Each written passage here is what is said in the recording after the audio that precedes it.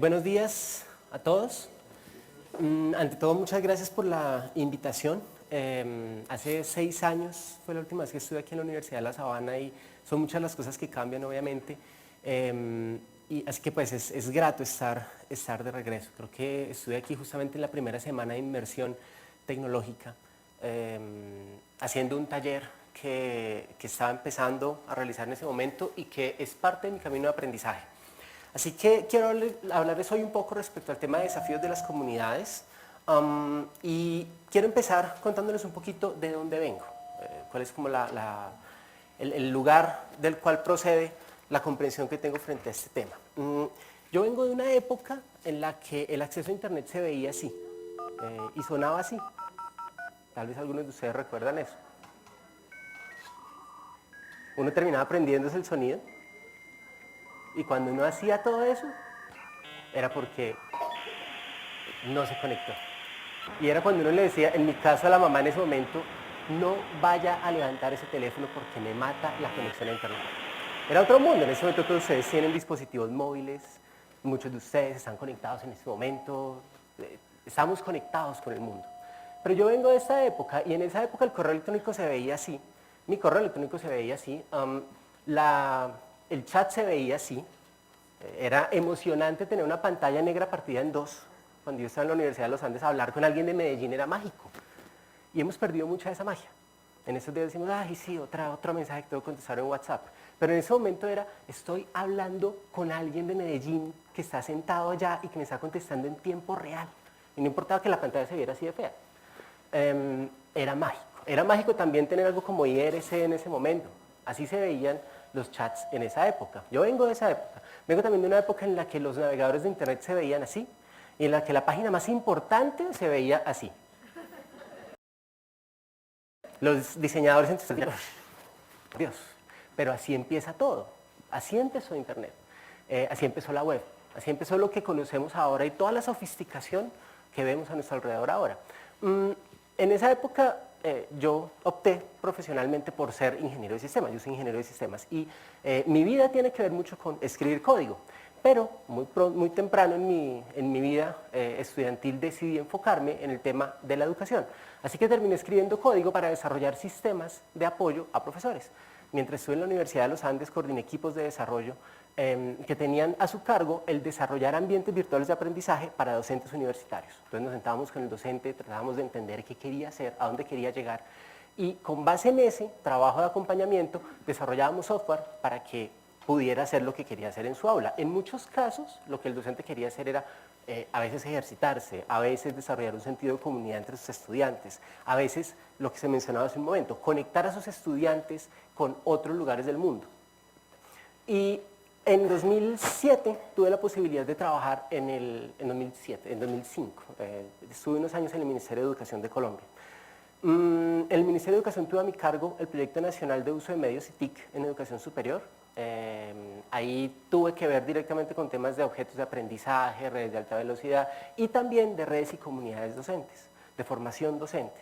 Así que el tema de las comunidades siempre ha estado por allí, como asomando la cabeza, y tuve la posibilidad de ver, esto fue en 2005, entre 2005 y 2008, cómo empezó a evolucionar ese tema, cómo estaba evolucionando ese tema a nivel nacional, y entender un poquito de los retos que estaban asociados a todo ese ejercicio. Cuando se empezó a disparar la explosión de los medios sociales, por allá en 2005, 2006, tuve la feliz oportunidad de encontrarme con alguien que me sacudió la cabeza y empecé a escribir un blog personal en 2006. Trato de mantenerlo vivo desde entonces. Es un reto a medida que uno va creciendo y va teniendo más responsabilidades y luego hijos, familia. Eso es, a veces el tiempo no alcanza, pero tuve la oportunidad de estar muy de cerca en ese momento y de estar en Facebook y en Twitter muy temprano y de tratar de estar en una actitud de exploración respecto a esas herramientas y lo que permitían desde el punto de vista del tejido de redes.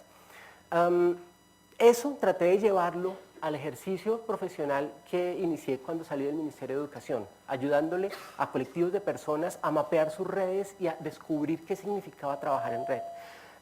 También a hacer experiencias en línea que permitían plantear otros mecanismos de tejido de redes. Una de esas primeras experiencias, la primera experiencia, la hicimos justamente con la Universidad de La Sabana, un curso en 2009 que curiosamente, antes de que los MOOC tuvieran la forma que tienen en ese momento, ese fue el primer MOOC que se hizo en la región. Fue un TUC, diría uno, no Massive, sino Tiny. Fueron 40, 50, 60 personas, pero nos permitió empezar a entender qué significaba abrir la experiencia de aprendizaje para personas que no hacían parte directamente de un curso específico. De eso aprendimos un montón y seguí haciendo ese tipo de trabajo e incluso pensando en qué tipo de tecnología era necesaria o ayudaba mejor a construir esas redes de aprendizaje soportadas en medios digitales. En este momento acompaño a docentes de educación básica y media, también docentes universitarios, en el ejercicio de repensar su práctica de aula, de integrar la tecnología, de pensar un poco más en red, y trabajo en particular con la Universidad de AFID en un proyecto que se llama Plan Digital TESO, en donde estamos trabajando con el municipio de Itagüí, que queda cerquita de Medellín, justamente en ese proceso de integración de tecnología. Ese es mi contexto, desde ahí es que les voy a hablar. Y con todo eso les quiero hablar acerca de comunidades, ¿cierto? Pero quiero hablarles de tres cosas en ese sentido, de esperanzas, de retos y de ideas para la acción. Así que empecemos por el inicio, esperanzas. ¿Por qué esperanzas? Como les digo, vengo de una época de la que muchos de ustedes también vienen probablemente, y era una época en donde había mucha magia por un lado, pero también había mucha expectativa, mucha.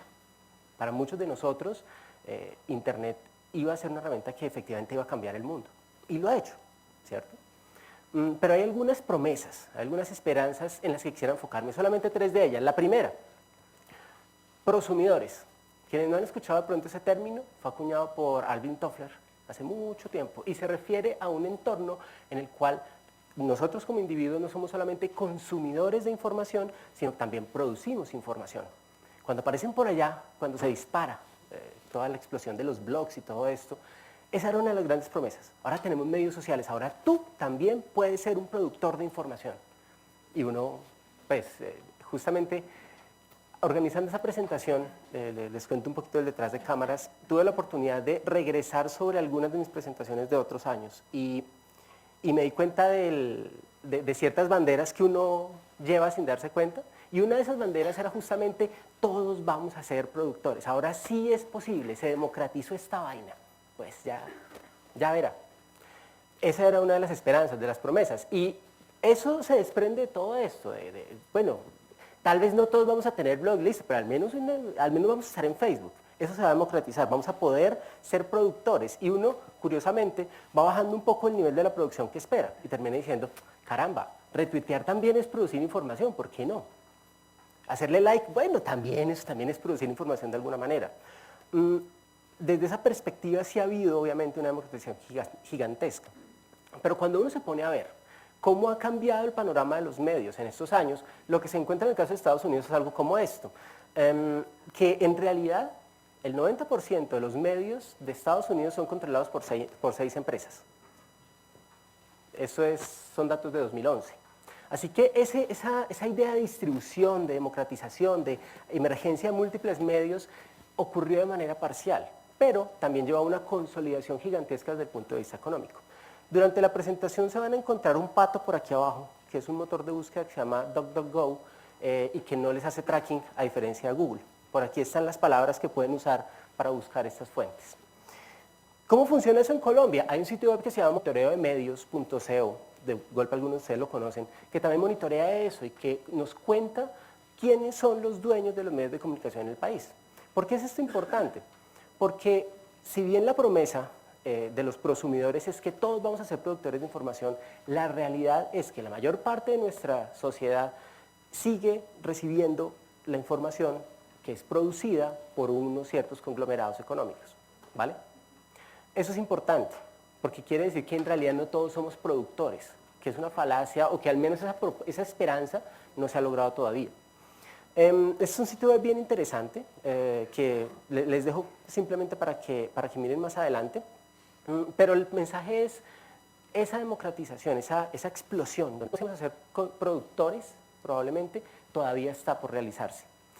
Había otra cosa que prometían todas estas herramientas en ese sentido y que se fue desdibujando con el tiempo cuando muchas de ellas empezaron a quebrar. Entonces uno empieza, sí, claro, esa es la herramienta que va a cambiar el mundo. No sé, ¿alguno de ustedes recuerda algo que se llamaba Google Wave? Google Wave. Uno, dos, tres. Bueno, para quienes no saben, Google Wave en 2006 o 2007, no, en 2008, perdón, no 9, iba a sustituir el correo electrónico. Eso decían los comunicados de prensa. Tenemos la herramienta que va a sustituir todo. Olvídese del correo, Google Wave va a cambiar todo. Un año después de ese lanzamiento, Google Wave cerró. Google dijo, no, muchas gracias por su atención, buenas noches, pero esto no funcionó. Y estamos muy llenos de eso, de grandes promesas de cambio. Ahora esta es la herramienta que se iba a cambiar todo. ¿Cómo no tienes instalada tal aplicación? Esta otra es la que necesitas.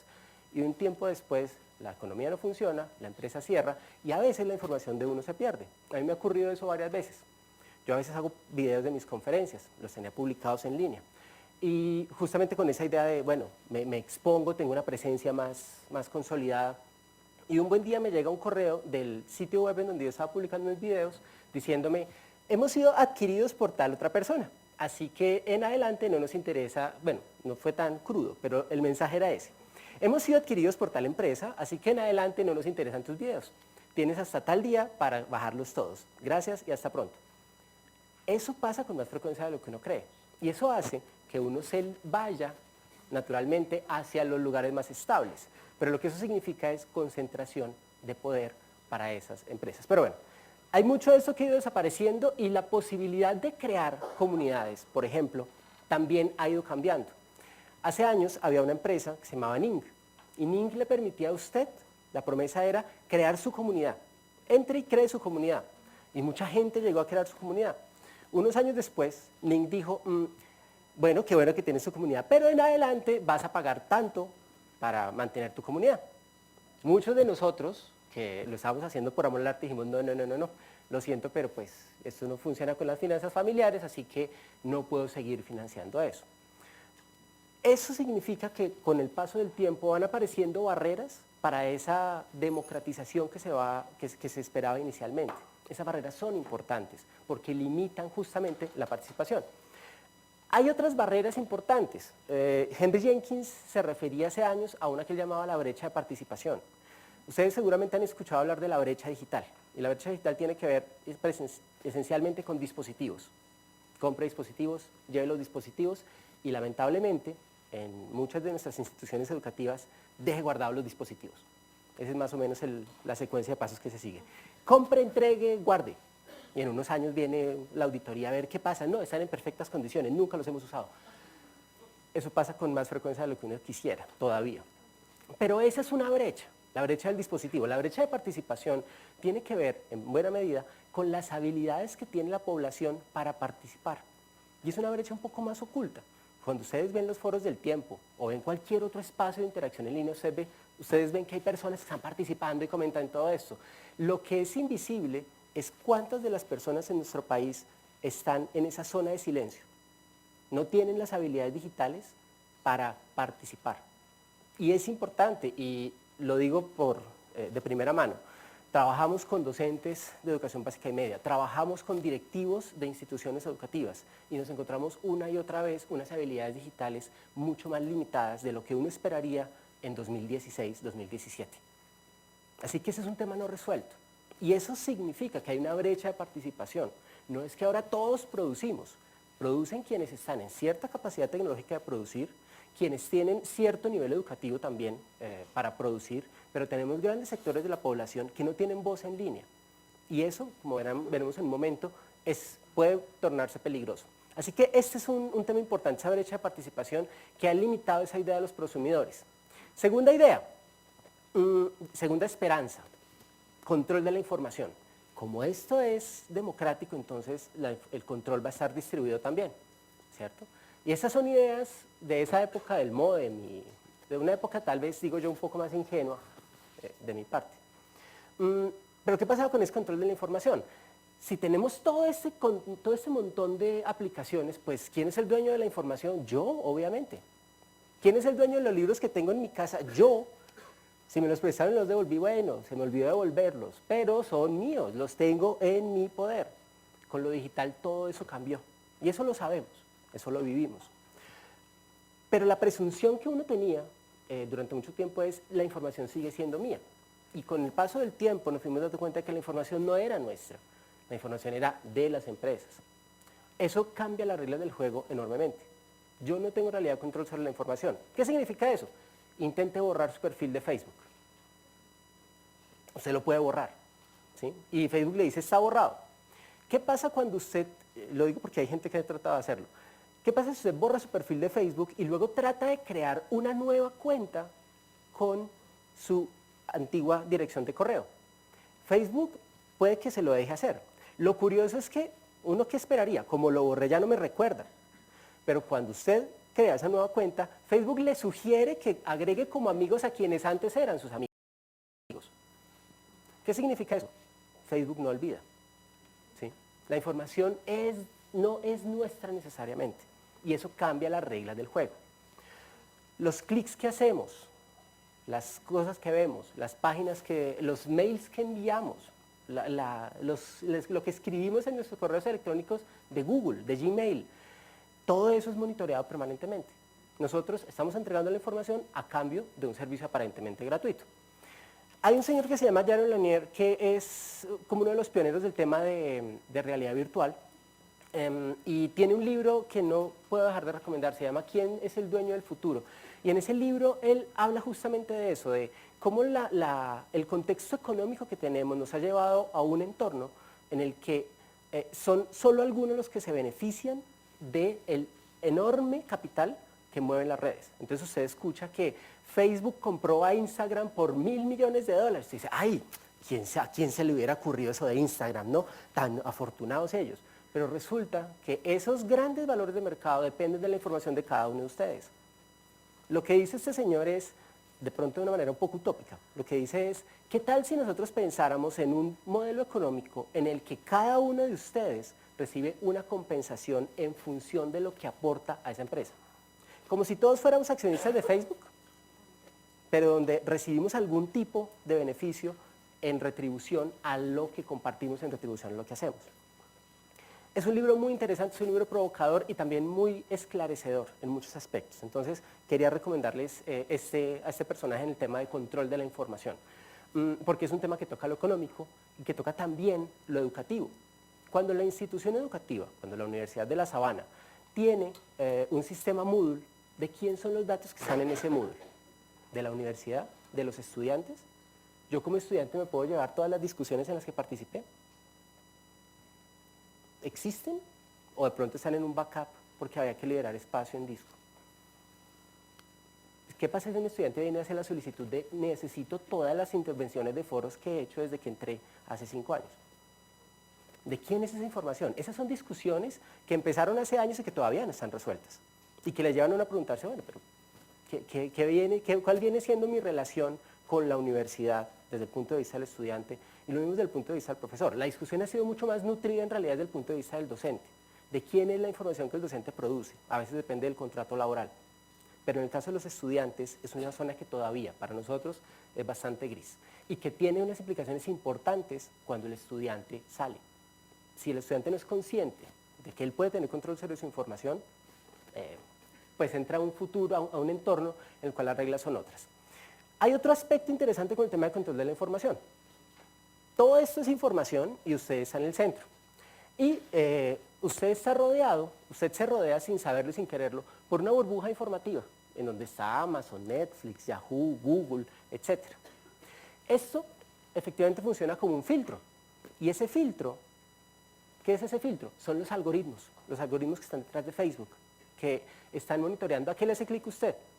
Esos algoritmos, por ejemplo, hacen que si dos de ustedes hacen la misma búsqueda en su computadora, en Google, en ese momento, va a recibir resultados distintos.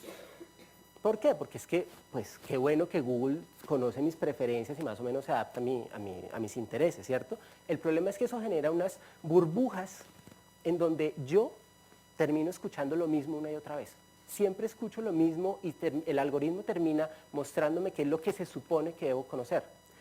Eso es problemático ¿en qué sentido? Si estamos hablando de sensibilidad cultural, si estamos hablando de internacionalización, de inclusión, de diversidad, el problema con esto es que termino escuchando siempre las mismas voces. Y los algoritmos, de manera muy gentil y cordial, se encargan de lograr eso. Hay un señor que se llama Eli Pariser, que tiene un libro que se llama The Filter Bubble, y en donde habla justamente de esto. Si usted tiene 18 minutos, véase la charla TED del personaje, que también es bastante reveladora en ese sentido. Resulta que, como les dije, soy ingeniero de sistemas, y una cosa que a mí no me enseñaron como ingeniero de sistemas, de pronto ahora sí, puede que sí, es el poder que tiene un algoritmo. A mí cuando me enseñaron a programar no me enseñaron que los programadores de alguna manera estábamos legislando los comportamientos de la gente frente a un computador. Estábamos diciendo qué es posible y qué no. Por eso este tema es importante, porque hay gente escribiendo algoritmos que controlan y que definen nuestras interacciones. Cuando hablamos de comunidades en Facebook, por ejemplo, ¿cuál es la interacción que hay en una comunidad de Facebook? Comentarios, likes, compartir. ¿Ese es el mayor alcance de la riqueza de la interacción humana? No, lo sabemos, pero el algoritmo llega hasta ahí. Así que dependemos en buena medida de lo que los algoritmos y lo que los programadores están decidiendo. Por eso este tema es importante y nos lleva a otras decisiones. Tercer tema interesante, o tercera esperanza, la información libre. De pronto ustedes han escuchado esta frase, la información quiere ser libre. Es de un señor que se llama Stuart Brandt, que es estadounidense, y esta frase, que apareció por allá en los 70s más o menos, con esas características, disparó un montón de cosas en lo tecnológico, disparó todo un movimiento de lo libre, de lo abierto. Si la información quiere ser libre, en consecuencia cualquier mecanismo tecnológico que permita liberarla es bueno. Ese era el argumento, un argumento detrás del tema de los archivos MP3 en su momento, por ejemplo. Porque es que la información quiere ser libre, yo no estoy siendo pirata, es que la información quiere ser libre. Darle esas características a la información genera ese tipo de cosas, pero genera también movimientos como el del software libre o de los contenidos abiertos o el de las licencias Creative Commons. Todas esas cosas que ocurrieron entre finales del siglo anterior e inicios de este, que han seguido desarrollándose, provienen en parte de esa idea de que la información quiere ser libre. Y es mucho lo que se ha avanzado en ese sentido, felizmente. A mí me gusta que la información sea libre. Yo estoy convencido de que podemos hacer que la información circule mejor, que deberíamos hacerlo. Soy convencido del tema de lo abierto. Curiosamente, todo este tiempo después, todavía no es claro, pues todavía hay muchos estudios que dicen, en ese estudio vamos a analizar por qué los profesores, cuáles son las barreras para que los profesores usen contenidos abiertos. Y siguen apareciendo detrás de las mismas cosas en distintos lugares. Es que son factores culturales, es que no se ha contado lo suficiente, es que las plataformas no son amigables, etc. Así que hay unas limitaciones interesantes. El caso es que esa idea de que la información quiere ser libre dispara todo esto, pero lo curioso es que la cita de Stuart Brandt tiene otro pedacito, que a veces a uno se le queda por fuera. La cita es, la información quiere ser libre, pero la información también quiere ser costosa. Esa es la cita completa. Y miren lo que eso significa. O sea, ojo que libre no es libre de gratis, sino libre de libertad. Quiere fluir, quiere circular sin restricciones. Pero la información también quiere ser costosa. Cuando la información es costosa, ¿qué se genera? Eso. ¿Y qué es eso? Bueno, estos son silos. Estos son silos en donde usted guarda cosas, pero la característica de un silo es que no se habla con el del lado. Así que de un entorno crecientemente abierto, distribuido, que veíamos por allá en 2005, en donde yo conectaba una cosa con otra, yo lo hacía, conectaba esto con aquello, iba a lo demás allá, nos estamos moviendo hacia un entorno en donde lo que tenemos son silos de información, donde si usted se mete en Facebook, sacar su información de Facebook o ponerla a circular hacia otras plataformas es poco menos que imposible.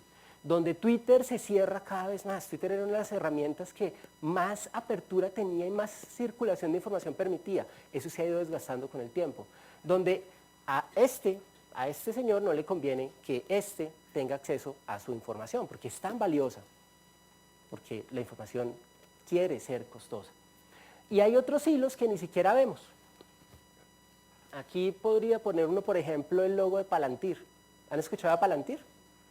Palantir es una empresa que se dedica al análisis de datos, de volúmenes masivos de datos, con fines de inteligencia. Entonces le vende servicios a la NSA, al Departamento de Estado en Estados Unidos, a un montón de agencias de inteligencia, a partir del análisis de datos públicos de cada uno de ustedes, de cada uno de nosotros, aquí en Estados Unidos, para detectar amenazas, ese tipo de cosas.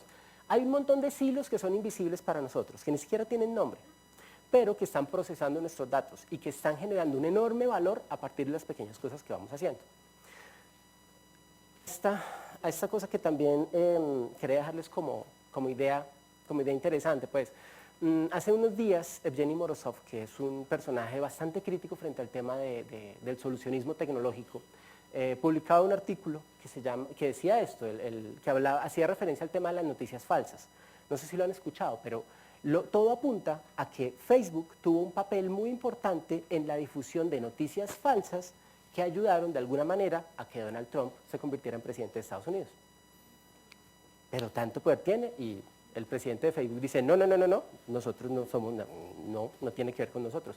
Pero en realidad la viralización de noticias falsas, como por ejemplo que el Papa había declarado su apoyo a Trump, de pronto alguno de ustedes lo vio en su feed, yo recuerdo haberlo visto pero no le di clic, ese tema tiene una importancia grande en este momento. Pero lo que el Señor dice es, lo que está detrás de eso, de esa obsesión y esa inquietud sobre las noticias falsas, está escondiendo esto. La manera como funcionan los modelos económicos de estas empresas en particular hace que las noticias falsas sean rentables, hace que el spam sea rentable. Y cuando es rentable, la gente lo persigue. Así que hay detrás de todo esto un tema importante respecto a cómo funciona lo económico. Miren que estamos volviendo otra vez hacia lo económico. Esa posibilidad de esas esperanzas que teníamos, que surgieron en un entorno más académico, seguramente algunos de ustedes conocen que la historia de Internet proviene de lo académico, muchas de esas esperanzas terminan desdibujándose por causa de lo económico. Y eso no quiere decir que lo económico sea malo en absoluto, solo que es necesario, digo yo, pensar y seguir pensando cuáles son los modelos económicos que tienen sentido y que los emprendedores que están saliendo de nuestras aulas se arriesguen a pensar en otros modelos económicos que sean más justos desde todo punto de vista. Esta es otra cosa interesante para leer en este momento, y este señor tiene otros libros muy interesantes que ponen en tela de juicio ese discurso pro-tecnológico del cual yo mismo he sido eco durante mucho tiempo. No quiere decir que ahora sea antitecnología, no, pero creo que está bueno el ir desarrollando un poco más de sentido crítico, en donde no se trate solamente de cómo hacemos para que la academia responda a las necesidades de las empresas tecnológicas, sino, pues, cómo nos relacionamos de una manera distinta con ese discurso y con las posibilidades reales de lo que podríamos hacer allí. Entonces, esas eran las esperanzas. Ahora, de esas esperanzas se desprenden retos. ¿Qué retos? Les voy a mencionar tres que veo importantes. Uno, confiabilidad, confianza. ¿Por qué confiabilidad y confianza? Cuando, en particular con el último tema que les mencionaba de las noticias falsas, lo que pasa es que usted deja de confiar poco a poco en lo que está leyendo, ¿cierto? Y la idea es que no terminemos en un escenario como este. Tal vez ustedes conocen la Actualidad Panamericana. Hace un par de años tenía un titular como este, todo en pro de la inclusión. Lo curioso, los invito a que tengan Actualidad Panamericana. Tienen unos momentos simpáticos, ¿para qué? Pero los invito a que miren los comentarios de Actualidad Panamericana y a que vean que hay gente que de manera indignada responde a esto. Dice, ¿cómo puede ser? Es que es el gobierno, claro. Este es un ejemplo, hay muchos otros. Pero lo inquietante es eso, que estemos creyendo que cierto titular, sin reconocer la fuente, es veraz, simplemente porque aparece en Facebook. Eso nos lleva a esta otra cosa, lo que les decía hace un momento. BuzzFeed hace unos días, hace un par de meses de hecho, mostraba justamente cómo las historias falsas en Facebook tenían una difusión mucho mayor que las noticias verdaderas. Y eso es problemático, porque cuando bueno, no lo voy a preguntar, pero si alguno de ustedes elige Facebook como su medio de información noticiosa, se está exponiendo, la risa, lo que puede pasar. Pero de pronto es una pregunta que uno podría hacerle a los estudiantes. ¿Cuántos de ustedes usan Facebook como fuente de noticias? Porque Facebook quiere moverse hacia allá, hacer un portal de noticias, que está proveyendo noticias, vendiendo pautas, vendiendo otro tipo de cosas. Pero, ¿cuánto de lo que estamos leyendo es cierto o cuánto no? ¿Tenemos el tiempo para verificar cada cosa? Y la realidad es, la vida no nos va a dar para verificar cada fuente. ¿Qué hacer al respecto? Hay un canadiense que se llama Scott Leslie, que en 2008 hablaba de un modelo que me sigue pareciendo muy pertinente, en donde él se ponía en el centro en relación con diversas herramientas tecnológicas y donde hablaba de algo que él llamaba círculos de confianza. Entonces él tenía a sus amigos y conocidos confiables, a los amigos de sus amigos y a fuentes confiables de la blogosfera general, dibujado en distintos círculos, en donde la confianza va creciendo a medida que usted está más cerca. ¿En quién confío yo? En mis amigos cercanos. No porque son mis amigos simplemente, sino porque sé que pueden ser fuentes confiables de información. Por ejemplo, qué sé yo sé que un colega con el que vengo trabajando hace algún tiempo, es poco probable que me vaya a mandar información no veraz, a diferencia de Facebook. ¿Sí? Se trata de eso, de cultivar esas relaciones a las que se hacía referencia hace un momento con el tema a las que se hacía referencia hace un momento con el tema de internacionalización, pero cultivarlas de manera deliberada, cultivar fuentes que en realidad puedan ser veraces, porque de lo contrario vamos a estar, o una de dos, o perdemos mucho tiempo tratando de verificar cosas, o empezamos a ser presas de información falsa. Imagínese si usted es presa de información falsa, ya no en el tema de las gallinas, sino en su práctica profesional. Imagínese si usted es presa de información no veraz en su práctica profesional. Eso es muy serio, es muy peligroso. Así que de ahí la importancia, creo yo, de un modelo como este, en donde la relación con distintas herramientas y con distintos niveles de confianza nos permite delimitar cosas que yo hago con esta gente. Yo a mis amigos y conocidos confiables les dejo hacer ciertas cosas, les permito conversar sobre ciertos temas, confío hasta cierto punto, y así a medida que me voy alejando hacia fuentes mucho más generales. Entonces es un primer reto que veo yo, el tema de la confiabilidad, el tema de la confianza. ¿Por qué decidí ponerlo en clave de confianza? Es lo que le decía a uno la mamá cuando lo pescaba en una mentira. Mire, que no lo pesque yo en una mentira porque pierdo la confianza. Y uno, para mí, eso era como, ay, eso es, pues, ¿cómo construye usted confianza otra vez? No es nada fácil. Y eso puede pasar en este caso. Construir confianza cuando se pierde es difícil. Y qué cosa tan complicada vivir en un entorno en el cual estamos desconfiando permanentemente de todo lo que está a nuestro alrededor. Eso es, desde el punto de vista social, obviamente, es bastante complejo. Segundo reto, diversidad y apertura. Eso tiene mucho que ver con lo que se hablaba hace un momento. En ese contexto tiene que ver con esta bolita. Si tenemos un filtro de información, ¿cómo hacemos para enriquecer esto de manera deliberada? ¿Cómo hacemos para que no termine yo escuchando lo mismo de siempre, sino para mantener un entorno abierto y un entorno diverso? En la práctica que yo he hecho, de hecho en ese curso que les contaba, que hicimos inicialmente aquí con la Universidad de La Sabana, lo que nos imaginábamos era, bueno, lo menciono porque esto es para el contexto de un curso, pero puede funcionar perfectamente para su propia red profesional. ¿Qué hacemos en estos cursos? Tenemos el contenido, a los estudiantes y a las relaciones entre los estudiantes y el contenido y entre los estudiantes, etc. Y siempre usted tiene un límite imaginario de su curso. Usted sabe que en este caso, ¿dónde termina esta conferencia aparentemente? Pues está limitada por este espacio, por la cantidad de sillas, si no se está grabando, etc. Siempre hay un límite.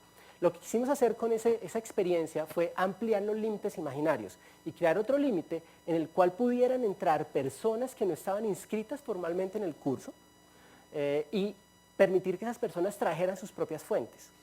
Eso me parece muy interesante porque resuena mucho con lo que se mencionaba en la conferencia anterior. Tiene que ver finalmente con lo curricular. No se trata de ampliemos, que venga cualquiera y que traiga lo que quiera. Lo curricular tiene que estar pensado para ello. Lo que buscamos era ampliar esos límites entonces y establecer nuevas relaciones con nuevas personas que originalmente no podían llegar ni estar en contacto con estos. Cuando usted amplía los límites y abre la experiencia, las relaciones de este estudiante que pagó su matrícula con este empiezan a potenciar otro tipo de cosas. No me voy a detener mucho en eso, lo he mencionado en otras conferencias, si alguno está interesado en conocer más de este tema, le puedo contar. Pero el punto aquí es que cuando termina la experiencia de aprendizaje y los límites desaparecen, la red persiste. Así que la pregunta es, ¿cómo podría usted generar un entorno más abierto que permita una mayor diversidad de ideas, de posiciones, de perspectivas en su propio curso o en su propia práctica profesional? ¿De qué manera, cómo hacemos para salirnos de esa burbuja filtrada en la que estamos inmersos sin saberlo? Ese es el segundo reto. Tercer reto, que les quiero plantear, tejer la red. ¿Por qué tejer la red?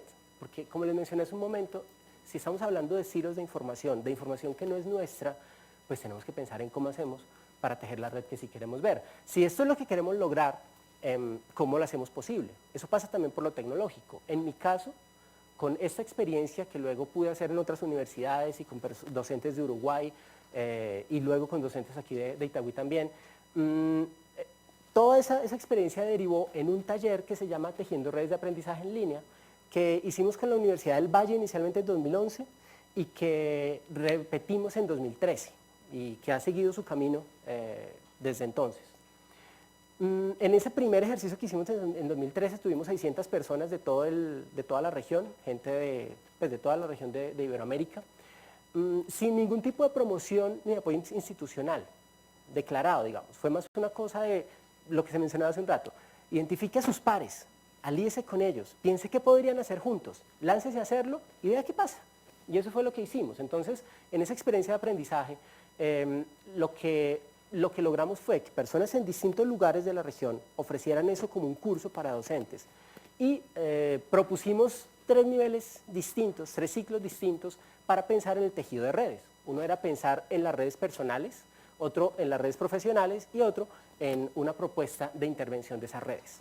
Así que de lo que se trata de fondo, más allá del dibujito, es en tener marcos de trabajo que le permitan a uno ver cómo abordar el proceso del tejido de redes, ¿vale? Para el caso nuestro, en lo tecnológico, lo que teníamos era personas que tenían un blog personal en alguna plataforma y lo que hacíamos desde lo tecnológico era pues incluir en ese blog cualquier tipo de medio, podía ser texto, video, lo que fuera, y la persona se registra en algún lugar, en un formulario. Lo que hacemos con eso es traer todo, agregar toda esa información en un único sistema y convertir todo eso en un correo electrónico que le llega a la gente todos los días.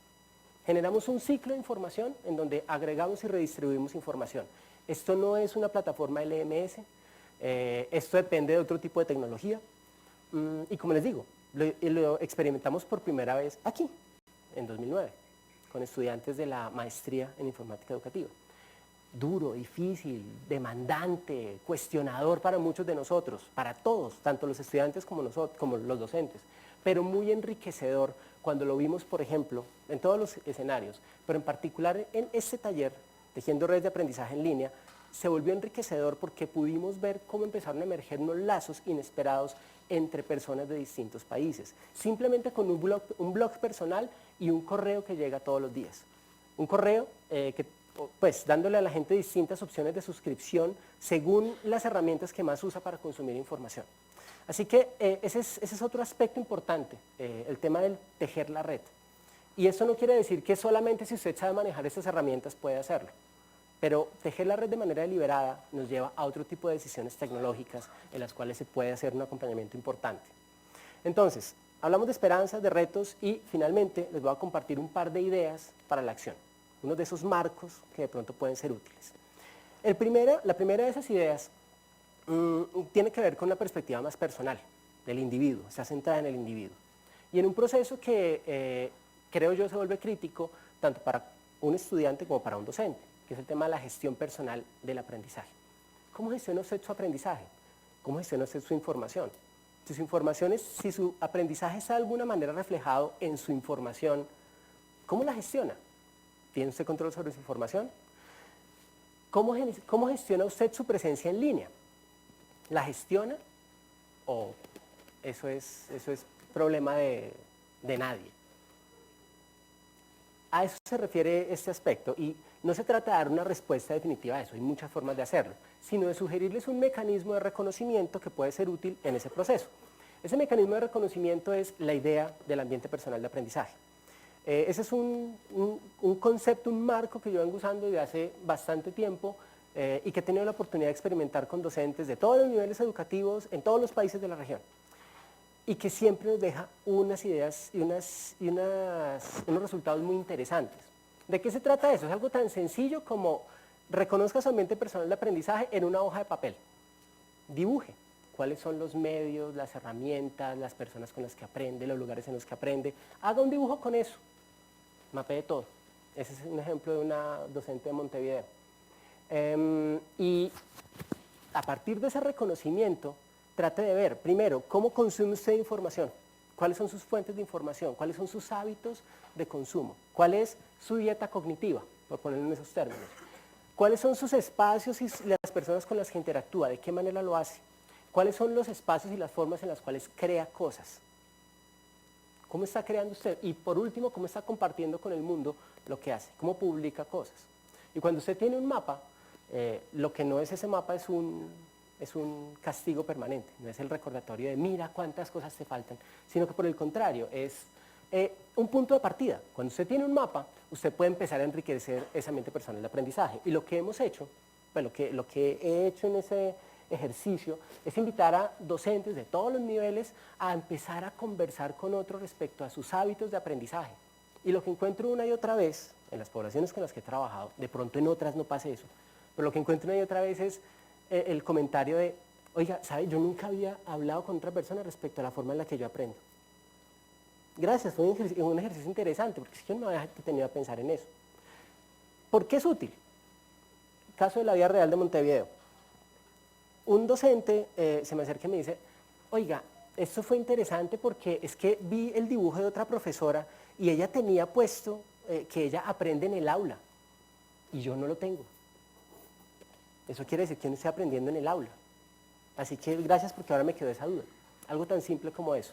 Si no estamos aprendiendo en el aula como docentes, pues, bueno, está bien, pues si no aprende está bien, no aprenda. Pero lo que, digamos, mi posición en realidad es, si no está aprendiendo con lo que está haciendo, repiénselo.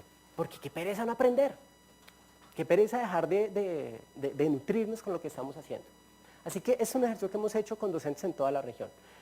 Y ese proceso de reconocimiento puede derivar en otro tipo de cosas, en gestión personal de la presencia en línea, en una conciencia mucho mayor respecto a cuáles son mis fuentes de información, a qué le estoy dedicando la mayor parte de mi tiempo, por ejemplo.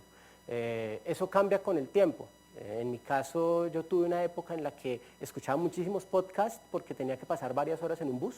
Ahora ya no escucho porque vivo a 5 minutos del trabajo. Entonces mi dieta cognitiva cambia y la de cada uno de nosotros cambia. De pronto una pregunta ahí para el caso de los trancones de Bogotá es, ¿cómo podría usted enriquecer los trancones? Mejor, enriquecer su dieta cognitiva aprovechando los trancones. Pero bueno, esa es otra historia. De fondo el tema de la gestión pasa también por una apropiación de lo tecnológico. En ese sentido quiero simplemente dejarles como referencia a estas personas que son una empresa, sí, una empresa de hosting, sí, pero la gente que está detrás de esa empresa de hosting tiene una mirada muy, muy clara respecto a cuáles son las dificultades, los retos, las potencialidades y las problemáticas de la gestión de la presencia en línea. Entonces, esta gente es Jim Groom, que es una de las personas que, digo yo, ha generado unos experimentos más interesantes en el tema de tecnología educativa en la última década. Y lo que le ofrecen a usted es tomar control de su identidad digital. Y le ofrecen todo el apoyo para eso, además a una suma bastante módica. Insisto, no es venta, pero me parece importante mencionarlo porque lo hace muy razonable. Una cosa que yo todavía sigo cocinando en la cabeza es cómo podría uno tener un ejercicio con estudiantes en donde cada uno de ellos estuviera tomando control sobre su identidad digital. Podrían ser estudiantes de 11, podrían ser estudiantes de universidad. Eso es lo que hacíamos y es lo que hacemos en esos cursos abiertos que le mencionaba. Venga, encargue, tenga su propio blog. Esas son las reglas de ese curso, le tocó tener un blog. Pero es que yo nunca lo he hecho. Inténtelo. Y eso empieza a ser evidente las dificultades, las limitaciones, lo bueno, lo que ya tenemos. Pero nos pone en ese camino de tomar control sobre la identidad digital. Y lo importante aquí son ejercicios de bajo costo. Esta gente vende un plan de alojamiento que cuesta $25 al año. Eso es manejable para estudiantes, para muchos de nuestros estudiantes probablemente. No es una cosa tan onerosa y podría perfectamente ser financiada en un proyecto de bajo costo para ver cómo funciona el tema de la identidad digital en tal carrera o en tal curso o en tal área. Y nos permitiría aprender un montón. De hecho, esta empresa surge de una experiencia de la Universidad Mary Washington en donde el equipo que lidera Jim Groom acompañó a docentes como ustedes en este ejercicio.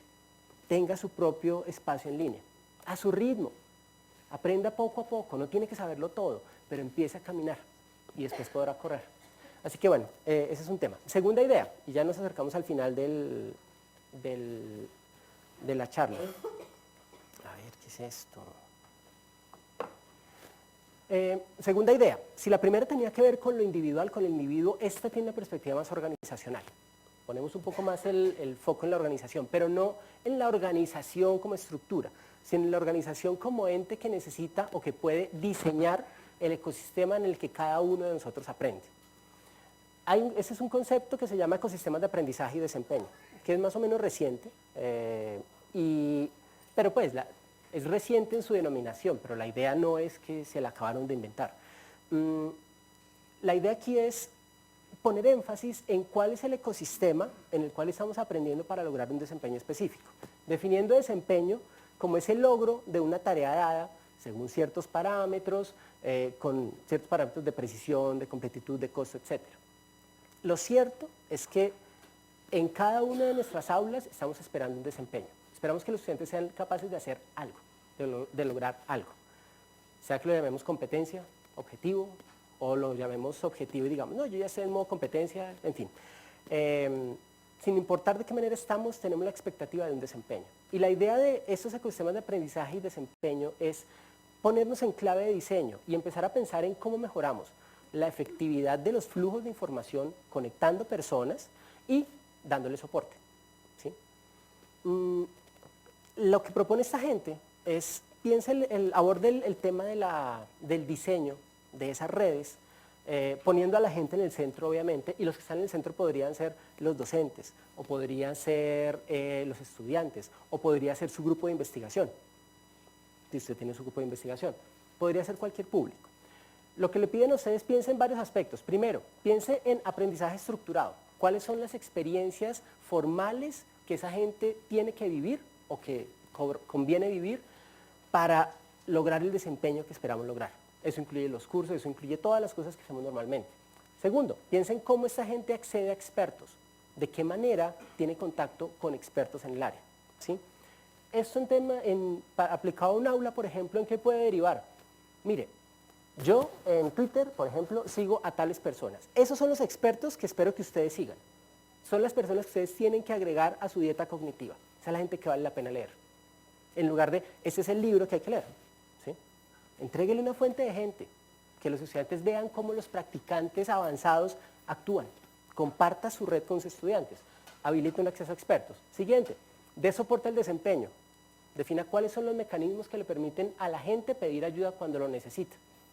En lugar de tener evaluaciones sumativas al final que nos dicen, ay, había que arreglar tal cosa. No, vuelve a una cosa mucho más formativa, de tiempo real, de cómo le damos soporte al desempeño de cada una de esas personas. Mire que con frecuencia, mucho de nuestro aprendizaje cotidiano termina, bueno, del aprendizaje formal, termina obviamente anclado aquí, en lo estructurado. Y no solo está anclado, sino que termina ahí. Y vamos, hacemos la especialización, hacemos el diplomado y volvemos y no ha pasado nada. Es una cosa que se ve muchísimo en educación básica y media. Los docentes que han tomado 1000 cursos, pero que vuelven al aula y no ha pasado nada. En Uruguay me decían, me dejaban la imagen del docente que se pone un impermeable y sale a la lluvia. Y cuando sale, cuando vuelve al aula se quita el impermeable y todo bien, no se mojó. La pregunta es, ¿cómo hago yo para dar desempeño cuando la persona vuelve al aula y para mostrar que volver al aula y empezar a hacer cosas allá, ahí es cuando empieza el reto en realidad, no cuando estoy tomando el curso, sino cuando regresé a tratar de cambiar las cosas.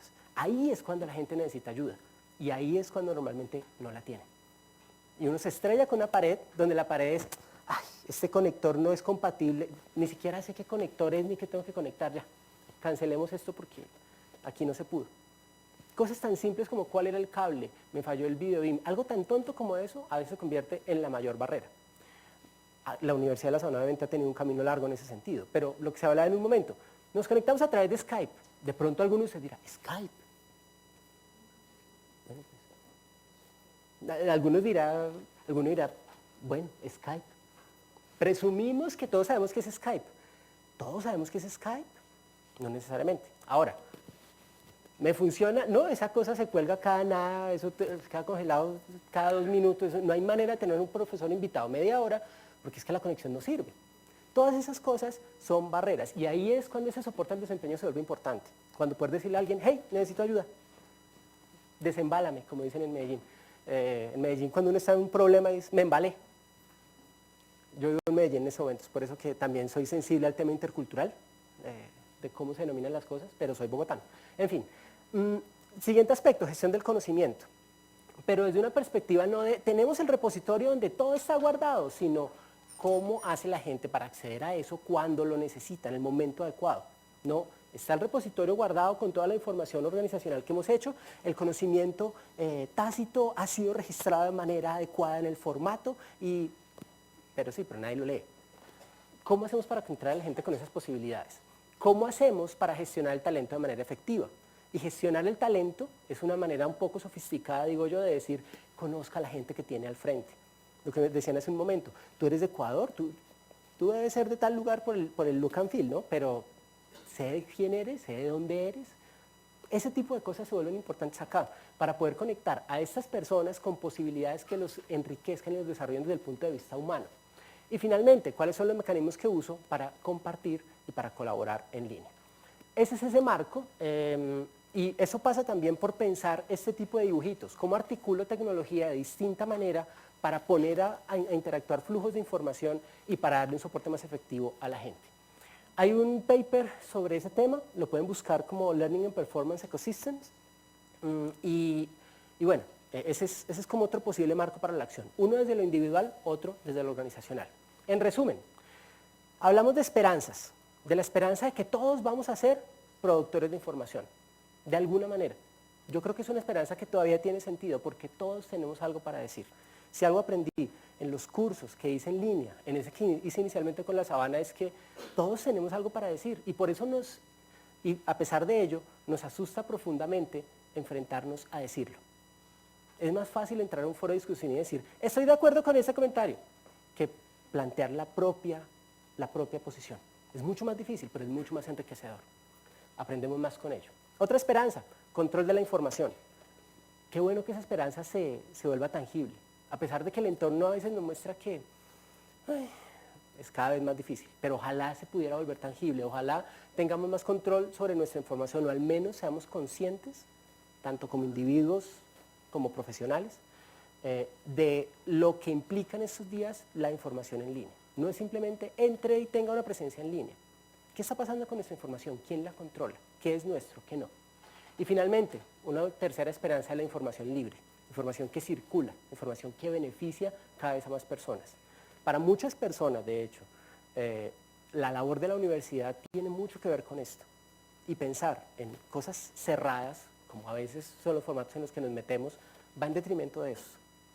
Puede ir en detrimento de esto. Retos, seguir construyendo confiabilidad y confianza, tener mecanismos que nos permitan y le permitan a nuestros estudiantes juzgar qué es cierto y qué no. Y que la verdad, para que la verdad no se convierta en cuántos likes o cuántos views tiene cierto contenido.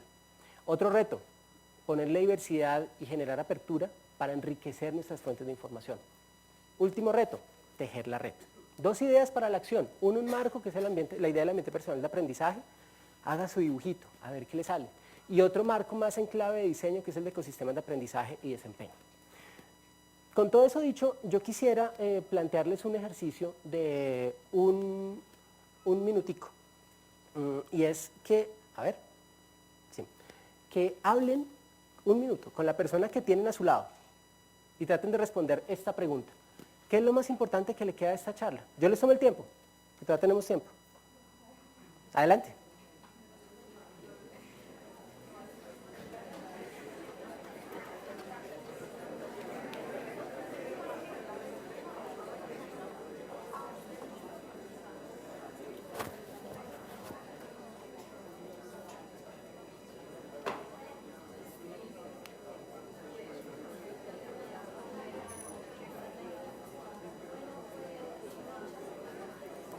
Perfecto. Bueno, como vamos precisamente para que nos envíen entonces las preguntas a través del hashtag Desafíos en la UTI, estamos esperando las preguntas una vez termine el ejercicio del minuto. Listo.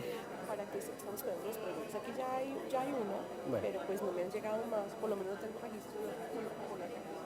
Bueno, Es para que sepas. Es hashtag desafíos en la U. desafío. Desafío. Yo le escribí inicialmente a desafíos, pero aquí me di cuenta que era el que aparece aquí es desafío, sin ese. Desafío en la U. Mira los dos. Están funcionando los dos. Entonces mira los dos. De pronto.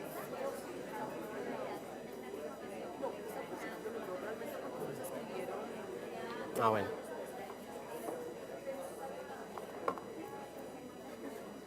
Listo, tiempo. Tiempo.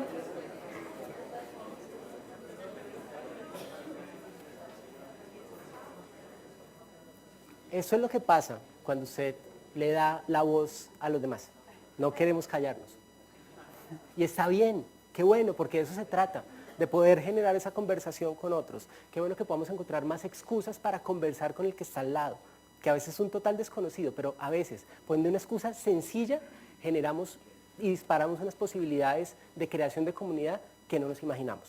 Así que mi invitación final es a seguir ampliando la mirada y a arriesgarnos a habitar la red. Habitar la red, porque ese es nuestro tiempo, este no es solamente el tiempo de los nativos digitales y nosotros no somos inmigrantes, no. Este es nuestro tiempo también, el de cada uno de nosotros, es el momento que felizmente nos tocó vivir. Así que el gran desafío que yo veo es lanzarnos a habitar la red y a construir la red que queremos ver. Muchas gracias.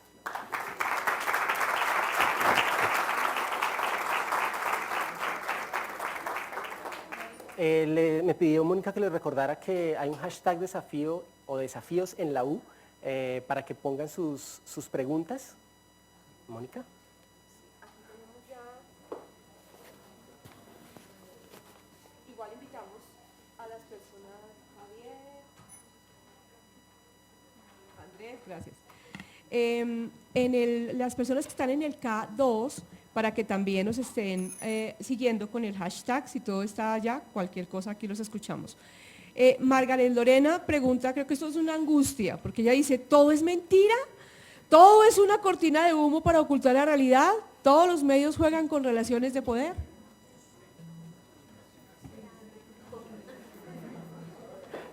Yo cambiaré un poco la... Yo tal vez trataría de reescribir la pregunta porque creo que es importante. Yo me preguntaría, ¿qué es verdad? ¿Qué entendemos por verdad? Porque miren que eso... creo que sí, ya. Ah, ok, listo. ¿Ya? Bueno, lo que les iba a decir era... no, yo tal vez se replantearé un poco la pregunta para preguntarnos qué es verdad. Y eso suena como, pues se salió por la tangente. No.